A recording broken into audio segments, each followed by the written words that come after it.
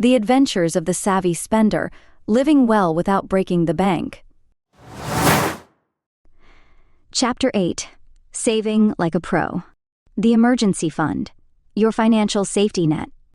Picture this. You've just settled down with a nice cup of coffee. Your favorite show is about to start, and bam! The washing machine decides to declare war on your living room floor. Water everywhere, and your heart sinks faster than the Titanic. This is precisely why we need an emergency fund, the financial superhero we didn't know we needed until chaos strikes. Think of it as your financial safety net, ready to catch you when life decides to throw a curveball, or, in this case, a tidal wave of laundry. Now, let's talk about the emergency fund itself. It doesn't have to be a massive vault filled with gold bars, unless you're that person who keeps a secret stash of cash under the mattress, in which case, we need to talk about your life choices. A good rule of thumb is to aim for 3 to 6 months' worth of living expenses. Yes, that sounds like a lot, but it's really just a glorified, I might want to binge watch my favorite series without worrying about rent fund. Picture it as your cushion, where you can land softly instead of face-planting into financial despair. Building this fund is like training for a marathon, except instead of running shoes, you need a budget and a bit of discipline. Start small. Even if it's just putting aside that extra $5 bill you found in your pocket, or skipping a fancy latte now and then, every little bit counts. It's like feeding the money monster. The more you feed it, the bigger it grows. Soon enough, you'll be looking at your emergency fund with pride, like a proud parent at a school play. Yes, that's my fund. Look at it shine. Now, let's address the elephant in the room. What constitutes an emergency? Spoiler alert, it's not an emergency when your favorite restaurant has a promotion on all-you-can-eat tacos. That's a craving, folks. Emergencies include things like car repairs, medical bills, or job loss. If your friend tries to convince you that a last-minute trip to the Bahamas qualifies, you have my permission to roll your eyes and firmly decline. Remember, the goal is to protect your finances, not to fund your next vacation.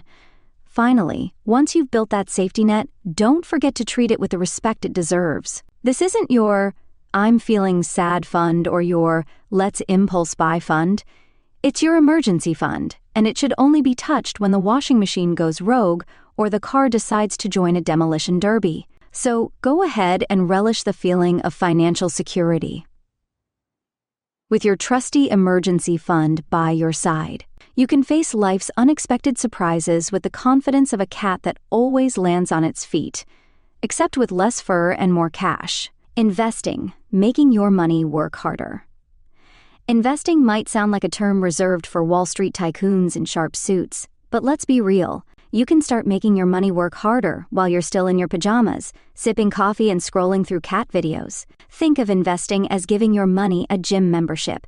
Instead of lounging around on your couch, it's out there squatting, deadlifting, and doing cardio, so it can come back to you looking all buff and ready to party. You just have to make sure it doesn't skip leg day, or you'll be left with a lopsided financial situation. Now, before you dive headfirst into the world of stocks, bonds, and ETFs, let's clarify one thing.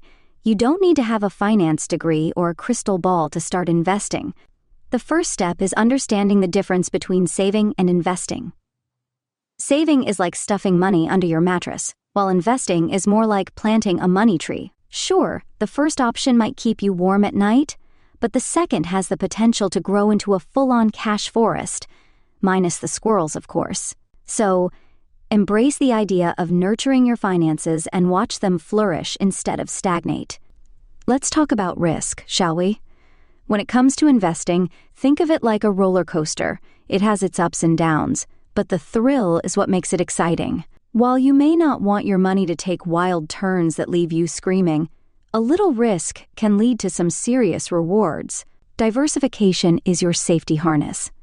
By spreading your investments across different areas, like stocks, bonds, and maybe even that quirky collectible you've been eyeing, you can cushion the blow when the market decides to take a nosedive. After all, nobody wants to be the person who only bought tickets to the scary ride and ends up losing their lunch. And hey, let's not forget about the magical power of compounding interest. Picture this.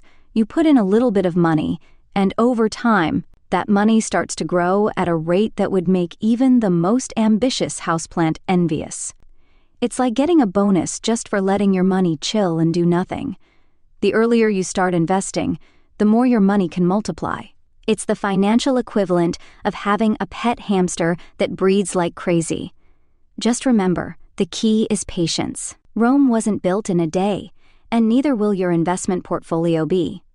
In conclusion, investing is not just for the elite or the financially savvy. It's for anyone who wants to make their money work harder while they lounge around. With a bit of humor, a sprinkle of risk, and a dash of patience, you can turn your financial future into a thrilling ride. So, kick back, relax, and let your money hit the gym while you enjoy a well-deserved break. After all, who wouldn't want to be the person whose money is out there flexing while they're kicking back with popcorn in hand?